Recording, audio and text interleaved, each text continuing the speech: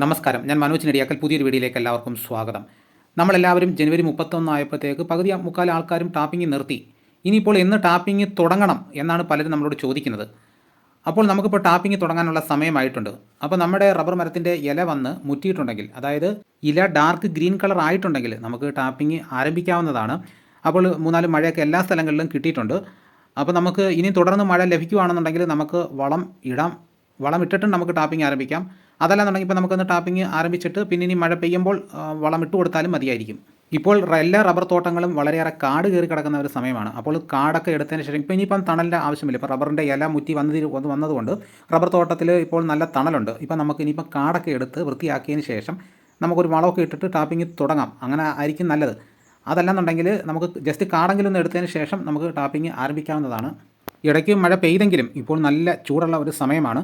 അപ്പോൾ നമുക്ക് ആഴ്ചയിലൊരു 3 ടാപ്പിംഗ് കൂടുതൽ ചെയ്യേണ്ട ആവശ്യമില്ല.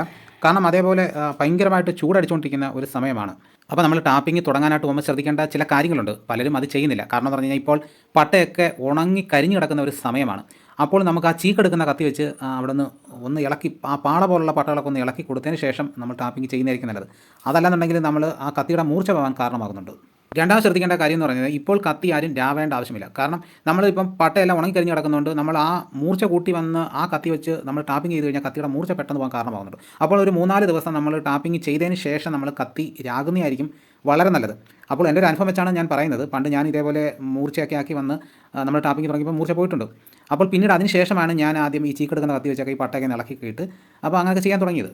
പിന്നെ മൂന്നാമത് ശ്രദ്ധിക്കേണ്ട കാര്യം, ഇപ്പം വേനൽക്കാലമാണ്. ഇപ്പം ചൂട് കൂടുതലായിട്ട് അടിക്കുന്ന ഒരു സമയമാണ്. ഈ സൂര്യപ്രകാശം നേരിട്ട് പട്ടയിലോട്ട് അടിച്ച് കഴിയുമ്പം ഈ പാല് മുകളിലോട്ട് പോകാൻ കാരണമാകുന്നുണ്ട്. അപ്പോൾ നമ്മളിപ്പോൾ ടാപ്പിംഗ് ചെയ്യേണ്ട സമയം എന്ന് പറയുന്നത് വെളുപ്പാങ്കാലം ഒരു 3 മണി തൊട്ട് ഒരു രാവിലെ ഒരു 7 മണിക്കുള്ളിൽ ടാപ്പിംഗ് തീർക്കുന്നതായിരിക്കും നല്ലത്. സൂര്യപ്രകാശം അടിച്ചു കഴിഞ്ഞാൽ ഈ ചൂട് കൊണ്ട് പാല് മേലോട്ട് പോകുന്നുണ്ട്. അപ്പോൾ നമുക്ക് പാൽ ഉൽപ്പാദനം ഇപ്പം കുറയും.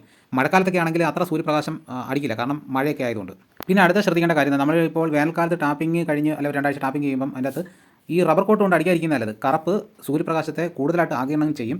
അപ്പോൾ നമ്മൾ റബ്ബർ കോട്ട് അടിച്ചു കൊടുക്കേണ്ടത് നമ്മൾ മഴ സമയത്താണ്. നമ്മുടെ പട്ട അഴുകി പോകാതിരിക്കാൻ വേണ്ടിയിട്ട് മഴ സമയത്താണ് നമ്മൾ ഈ റബ്ബർ കോട്ട് അടിച്ചു കൊടുക്കേണ്ടത്. ഇപ്പോൾ നിലവിൽ റബ്ബർ കോട്ട് അടിച്ചിട്ടിരിക്കുന്നവർക്ക് അതിൻ്റെ മേളിൽ വെള്ള പൂശുകയാണെങ്കിൽ നമുക്ക് ഈ പ്രശ്നം പരിഹരിക്കാവുന്നതാണ്. കാരണം ഈ കറുപ്പിൻ്റെ അകത്താണ് കൂടുതലായിട്ട് സൂര്യപ്രകാശം ആഗിരണം ചെയ്യുന്നത്. എന്നാൽ ചില തോട്ടങ്ങളിൽ ഇപ്പോഴും ഇല വന്നുകൊണ്ടിരിക്കുന്ന തോട്ടങ്ങളുണ്ട്. അങ്ങനെയുള്ള തോട്ടങ്ങൾ ഇപ്പോൾ ടാപ്പിംഗ് ആരംഭിക്കരുത്. ഇല നല്ലതുപോലെ വന്ന് മുറ്റിയ തോട്ടങ്ങൾ മാത്രമായിരിക്കണം ഇപ്പോൾ ടാപ്പിംഗ് ആരംഭിക്കേണ്ടത്. ഇപ്പോൾ എനിക്ക് തോന്നുന്നത് കേരളത്തിലെ എല്ലാ സ്ഥലങ്ങളിലും നല്ല മഴ ലഭിച്ചിട്ടുണ്ട്.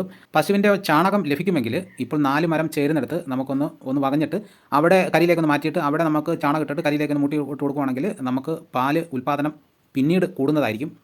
ഇതോടുകൂടി വീഡിയോയുടെ പൂർണ്ണമാകുന്നു. എല്ലാവരും ലൈക്ക് ചെയ്ത് സപ്പോർട്ട് ചെയ്യണം. ആദ്യമായിട്ടാണ് ഈ ചാനൽ കാണുന്നതെങ്കിൽ സബ്സ്ക്രൈബ് ചെയ്യാൻ മറക്കരുത്. നിങ്ങളുടെ അഭിപ്രായങ്ങൾ കമൻറ്റായിട്ട് രേഖപ്പെടുത്തണം. ഈ വീഡിയോ എല്ലാവർക്കും ഒന്ന് ഷെയർ ചെയ്ത് കൊടുക്കണം. മറ്റൊരു വീഡിയോയുമായിട്ട് ഉടനെ എത്താം. എല്ലാവർക്കും എൻ്റെ നന്ദി.